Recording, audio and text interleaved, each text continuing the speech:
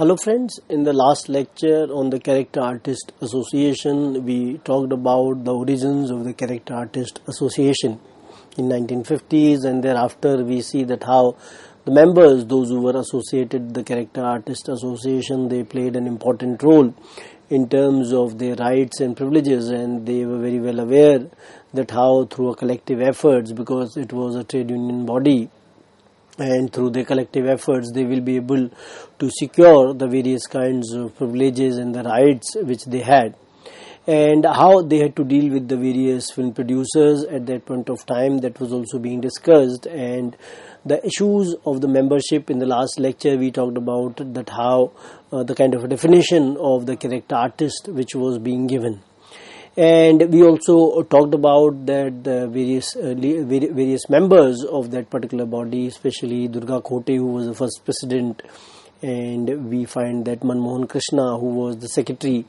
general secretary of the organization, and how these members, they were ready to in a way not only give their time, but at the same time they were also ready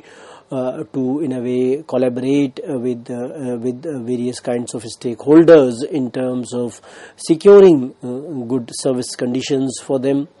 And when we were talking about that how this particular body was registered under the Trade Union Act in 1926, and in the various kinds of meetings which were being held at that point of time, they even decided to stage a show, and through staging the show they wanted to collect some kind of revenue for themselves so that some kind of fund or corpus could be created. And with regard to that, in one of the meetings the secretary informed the house that since the entertainment tax had not been exempted from the proposed public show on the 9th August 1958 at the CJ Hall, the executive committee decided to postpone the show, because if there will be entertainment tax, then they will not be able to in a way collect the kind of the required money which they wanted to collect. Then in that particular meeting it was also being talked about, and the secretary informed the house about the meeting of the delegation of the CAA with Rungta, who was the president of IMPA, which was the body of the producers. And Rungta, he suggested that the two secretaries of CAA and IMPA, they should get together to draft a standard agreement. He also agreed to provide a room for the office of CAA in the famous cine studio at half the rent he generally charged others. So we find that how their in a way interaction with the president of IMPA, where they were also talking that how the producers association and CAA, they should come together in terms of having all sorts of discussion in terms of resolving the various kinds of issues between these two bodies, in the sense that the members of Character Artist Association definitely will have some kind of concerns with the producers, and the producers, many of them, they were members of IMPA as well. And we find that in various kinds of meetings. For example, in one of the meetings of the film industry of Bombay was held on 19 September and 1958 under the auspices of the Character Artist Association to mourn the sad demise of late Yaqub Khan and late Ramesh Sinha. And we find that over a period of time how these members, those who were part of CAA, they were ready to stand for each other in that sense, and even at the time of death, at the time of mourning, they wanted to be with the members as well as the families of their members. And we find that when the elections they were being held for the office bearers and the executive of CAA, then Durga Khote became the first president in that sense, and Manmohan Krishna as the general secretary, Sajjan as joint secretary, and Madanpuri as treasurer. Then we find that how during this particular period, how secretary requested the members to contribute generously towards the Character Artist Relief Fund, and some members promised to give 1% of their annual income towards the fund as well. So they wanted to in a way create some kind of a corpus so that they could provide some kind of a support to their members. And one of the members, Sundar, he requested that the General Secretary's report and proceedings of the committee should be in Hindustani rather than in English. And finally, in another meeting, it was decided that the bulletin should be continued in English, and proceedings of all general body meetings, they should be in Hindustani, though they would be documented in English as all other official matters. So we find that all these kinds of concerns, even with regard to the language, they were also being discussed in the various meetings which were conducted by CAA. And through consensus and through majority, they were able to take all sorts of decisions with regard to what was to be done in the activities which were related to CAA. And we also see that we also find that some kind of a social get-together was also to be organized on 24th January 1959, and also play that some of the character artists which were performing in the aid of Character Artist Relief Fund at Rang Bhavan on 14th March 1959 as well. And in one of the meetings, we find that the clause 15 of the Constitution, it was amended, and it was decided to delete or director of films from this particular clause. And now the clause would read as follows: any character artist who is a producer shall not be eligible for any office of association, but he can be elected or co-opted on executive or subcommittee. So we find that they also made changes with regard to the kind of happenings or the developments which were taking place in the film industry. And this was also communicated to the members as well. And we find that how the House agreed to elect only members of the Executive Committee in the annual General Body meeting, and the Executive Committee, it has to elect the office bearers within 7 days of their election. So these kinds of developments, they were also happening, and they were also realizing that Executive Committee, it had to decide about what it had to do. And we also see that how an amendment in the clause 12 of the Constitution was also made, and now it read as: the entire management of the association shall be vested in an executive consisting of the 15 members, and 13 of they will be elected by the ballot and at the annual general meeting from amongst the members of the association. And the elected executive committee, they will elect from amongst themselves following office bearers within 7 days of the election: 1 president, 1 vice president, 1 general secretary, 1 joint secretary, and 1 treasurer. So this is what it was decided in one of the amendments which took place in one of the meetings. And we also see that how the issue of quorum was also very important, and they also brought about changes in that, where they in the clause number 17, where they talked about the quorum of the executive committee, which was fixed at 5 members instead of 7 members, which was earlier. And it read that 5 members, including the office bearers present, shall form the quorum. And it was also being decided that it was also being decided in the meeting that with regard to clause number 19, they also made certain amendments. And if any member of the executive committee, including the office bearers, they fail to attend 2 consecutive meetings of the executive committee without giving the prior written notice, and even without sufficient reason, or 4 consecutive meetings even with reasons, then he shall cease to be a member of the executive committee. And however, the discretion shall remain with the executive with regarding to that. And it was also being talked about that how also the House in that sense noted that with change in clause 19, clause number 20 is naturally affected, and the words except that of president shall be deleted, and it will read as follows: all vacancies occurring in executive committee shall be filled up by co-option. And another important concern of that particular period of time was paying homage to the memory of the departed souls, and House decided to hold it on 19th March 1959. On this day, the first general body meeting of association was held. And it was also being talked about that the duration of any contract in which no time limit was specified shall be considered as 1 year, and all producers shall be informed regarding this through press and through their respective bodies, namely IMPA, FPGI, and Association of Discontinued Producers.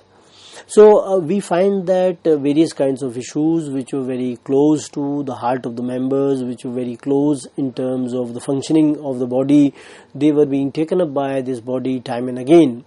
And we find that in keeping in mind these kinds of ideas, in an extraordinary general body meeting of CAA was held on 26th April 1959. And the secretary clarified conditions under which the function fixed for 19 March 1959 to pay homage to the memory of the departed artist was postponed. And he also talked about the kind of issues regarding the non-payment of dues by some of the members and how they would cease to be members in accordance with the constitution as well, and they were informed to join association by paying arrears and repaying the entrance fee. So the payment of the fee or the payment of their arrears was also an important concern, because it was very difficult to run the association without any kind of repayment of the fees by the members. So they also talked about these kinds of concern, and they raised these concerns in the house as well, and even in the meetings it was being talked about that how the members, they should be motivated by other members to pay their membership fee, so that the CAA could function in a very efficient manner. Then we also talk about that how it was being decided by the executive to honor Ashok Kumar and Leela Chitnis, former Ashok Kumar on being awarded the Best Actor of the Year award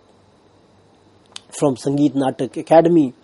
and Leela Chitnis on getting an award from the Bombay State on her play Ek Ratri Ardh Divas. And it was being placed in the house, and we find that some of the members, they talked about that we should in a way not facilitate the people, those who are not the members of CAA. And some members, they agreed to it, and Motilal, he agreed to this kind of a decision by the committee and suggested that such receptions in future should only be held in honor of the members of CAA. And in case of non-members, a resolution of the congratulations shall be passed and be sent to them. And finally, when a number of deliberations were held in the meeting, it was decided that CAA shall hold receptions in honor of any artist of Indian film industry who is accorded any recognition in any field of activity from a state center or any international body. So we find that after these kinds of deliberations, they in a way decided that they should not remain confined to the members in terms of making any kind of felicitations. Rather, the people, those who were not even the members, they should also in a way be recognized by CA, and some kind of activity which was in terms of honoring them could also be undertaken as well.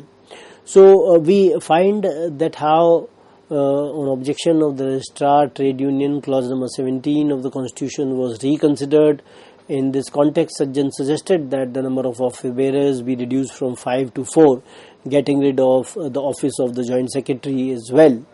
So this was also being deliberated, and we also find that they also in a way reduced the monthly subscription to rupees 2 per month, while the entrance fee of rupees 10 was retained. And Gajanan Jagirdar, he requested that since subscription was reduced, members shall ask others also to join the association as well. So we find that in the various kinds of meetings, a number of discussions, they were being held regarding the various kinds of aspects or concerns which were there with CAA. And one of them was regarding the expenses of the play Vijay, performed by the Rajasthan Kala Kendra in aid of Character Artist Relief Fund. And it was decided that CAA will bear expenses of the show out of the gate collections of the show, which was held on 14th March 1959. And we also find that at different points of time, CAA was not only organizing its regular meetings, but it was also organizing the annual general body as well, and it was organized on 31st May 1959, in which Secretary presented the report of the activities of the association along with the audited accounts till 31st March 1959. So we find that at this point of time the members, they remained around 125, and the relief fund was approximately 20,000. And out of the relief fund, a monthly installment of rupees 100 towards the maintenance of one member's children was being regularly paid. A member who had died, and money was being paid to his children so that they can continue their studies. So it was in a way some kind of a welfare activity which CA initiated in the framework of the relief fund which they collected. And we also find that some of the disputes of the members of CA with the producers were also resolved during this time, and they created a goodwill committee as a step towards the improved relations and understanding, in a way undertaken as a result of meetings with IMPA and FPGI, which was the Federation of the Film Producers, and IMPA again a body which was the body of the film producers. So they wanted to create good relations between them, and a goodwill committee was also created for that particular purpose as well. And we find that secretary was one of the important functionaries of this particular body, and Manmohan Krishna initially played an important role in terms of steering the body. And he also reported that during the year a rule was passed that no member of the association shall in future work as a guest artist, and he also asked the members to follow the mandate of the executive committee and CAA, as it was a trade union body and its chief objective was to protect the interests of its members and to help them in securing work and in realizing their fair dues. And we also see that how various kinds of meetings of CA initially were held in the Shri Sound Studio, and how their projection theatre was also given free in terms of for their meetings, and they also in a way provided the Hall of Memory where the photographs of the late artists of CA, they were also being placed. So Shri Sound Studio was being thanked by the secretary. And we find that the portraits of some of the deceased artists, they were mounted on the walls of the projection theatre of the Shri Sound Studio. And they were Leela Chitnis and Ashok Kumar, they were also felicitated for receiving the awards as well. So they were doing multi kind of activities, and these multi activities by CA were definitely playing an important role in bringing together the various artists, those who were there in the film industry. And they were also very well aware with regard to the kind of issues with regard to some of the members, those who died as well. And we see that how when earlier it was being talked about that how the name change of CA was to be done in terms of the association of the cine artists, and but it was not being in a way passed in the meeting, and it was later in a way withdrawn by Gajanan Jagirdar in the house itself when house was not in its favor. So these kinds of open discussions between or among the members of the association definitely played an important role in terms of taking consensual or majority decisions by CAA. And over a period of time we find that such kind of democratic aspirations and activities and functioning definitely contributed to CAA in terms of its growth. And when one is talking about that how in a general body condolence meeting was held on 26 January 1960, NCA passed a resolution expressing grief over the sad demise of veteran artists Nemo, Premadeep, Pasi Patel and Rama Shukla, and how the heartfelt condolences they were being communicated to the bereaved families as well. And we also find that they also organized a meeting on the death of Radhakrishan, who was an actor, and the copy of the resolution was also sent to the family as well. And some kind of discussions they were also being held with regard to how the committee was to be divided in terms of the executive committee non-office bearers in a zone-wise manner to have a closer contact with the executive committee. And we find that the main objective was to build a continuous link between the members and the general and executive committee,